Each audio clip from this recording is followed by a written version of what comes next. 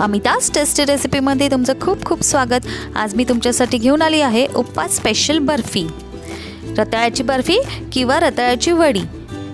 ही बर्फी खूपच चविष्ट लागते, जिभेवर विरघळणारी अशी ही रताळ्याची बर्फी तुम्ही एकदा बनवाल तर उपवास नसला तरी तुम्ही पुन्हा पुन्हा ही बनवून खाल अशी ही रेसिपी आपण झटपट बघून घेऊया। यासाठी आपल्याला लागणार आहे हे उकडलेले रताळे, साखर, बदाम, तुम्ही दुसरे ड्रायफ्रुट्स देखील यूज करू शकता, साजूक तूप, वेलची पावडर आणि हा खवलेला ओला नारळ।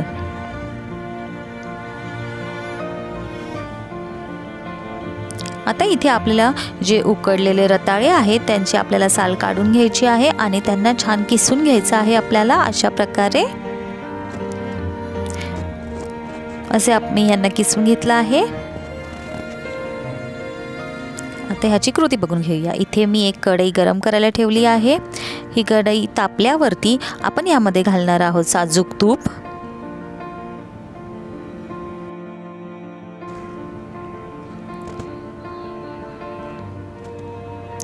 तूप वितळल्यावर आपण इकडे घालणार आहोत यामध्ये खवलेला ओला नारळ। हा साधारण अर्धी वाटी नारळ घेतला आहे मी, ओला नारळ।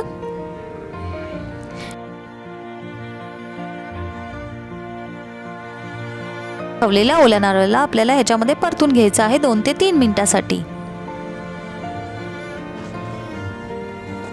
व्यवस्थित असं परतून घ्यायचं आहे आपल्याला। हे परतून झाल्यावरती आपण यामध्ये घालणार आहोत हा जो किसलेला रताळा आहे तो।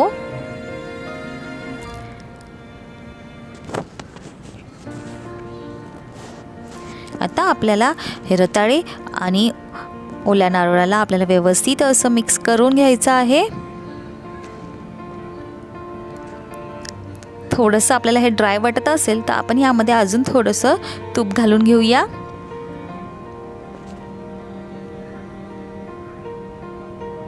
आणि पुन्हा आपण ह्या सगळ्यांना एक छान मिक्स करून घेऊया आणि परतून घेऊया। व्यवस्थित हे मिक्स झालं आहे। आता इथे आपल्याला घालायचं आहे 1 कप मलईयुक्त दूध आणि आपण परत ह्याला मिक्स करून घेऊया। दुधाला आपल्याला आटवून घ्यायचं आहे।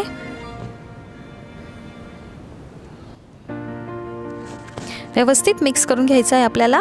यामधलं दूध आटल्यावरती आपल्याला इथे घालायचं आहे साखर। ही साखर मी अर्धी वाटी घेतली आहे, कारण की आधीच आपले रताळे गोड असतात आणि जर तुम्हाला गोड हवा असेल तर आपण जेवढे रताळे घेतले आहेत उकडून तेवढेच आपण साखर घालायची असते, पण मी इथे कमी घेतली आहे। आता आपल्याला हा सतत हलवत राहायचं आहे ह्याला मध्ये मध्ये। आता ह्यामध्ये मी घालणार आहे वेलची पूड, तुम्ही जायफळ पूड देखील घालू शकता ह्यामध्ये। 15 मिनिटं आपण असंच हलवून घेतल्यावरती ह्या अशा प्रकारे आपलं मिश्रण घट्ट होतं आणि ते तव्याला सोडतं। त्या म्हणजे जेव्हा ते सोडायला लागतं तेव्हा आपलं मिश्रण रेडी आहे। आता मी इथे एक प्लेट घेतली आहे, एक कंटेनर घेतला आहे, त्याला मी तूप लावून घेतलं आहे। तुम्ही ताट देखील घेऊ शकता, त्याला तूप लावून आपण हे जे मिश्रण आहे ते ह्यामध्ये ट्रान्सफर करून घेऊया। ट्रान्सफर करून आपल्याला ह्याला व्यवस्थित असं पसरून घ्यायचं आहे उलाटणीच्या साहाय्याने किंवा आपण अशा एका चम्मचच्या किंवा सुरीच्या साहाय्याने ह्याला असं व्यवस्थित पसरून घेऊया। आणि ह्याचं जे थिकनेस ठेवायचं आहे आपल्याला, म्हणजे थोडी जाडसरच ठेवायची आहे, पातळ पसरवायची नाही आहे आपल्याला ही वडी। इथे आता मी हे जे बदाम आहेत, कापलेले बदाम, हे मी पसरून घेत आहे आपल्या बर्फीवरती। सगळीकडे इव्हनली स्प्रेड करून घ्यायचे, आपल्याला पसरून घ्यायचे आहेत हे। आणि या उलाटणीच्या साहाय्याने ह्याला थोडंसं वरून दाबून घ्यायचं आहे।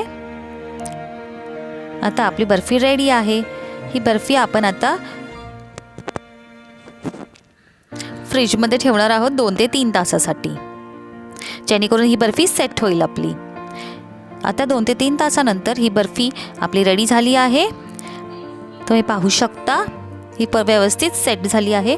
आता मी ह्याचे पीसेस कट करून घेणार आहे. ह्याचे पीसेस तुम्हाला हवे त्या शेपमध्ये तुम्ही हे पीसेस कट करून घेऊ शकता.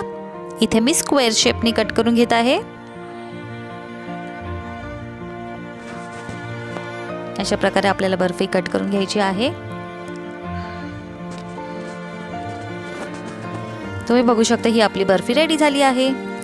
चविष्ट अशी एकदम सुंदर लागणारी ही बर्फी तुम्ही नक्की ट्राय करा. जर तुम्ही माझ्या चॅनलला सबस्क्राईब नसेल केलं तर माझ्या चॅनलला सबस्क्राईब करा. या रेसिपीला लाईक करा, शेअर करा. थँक्यू. पुन्हा भेटूया नवीन एका रेसिपीसोबत.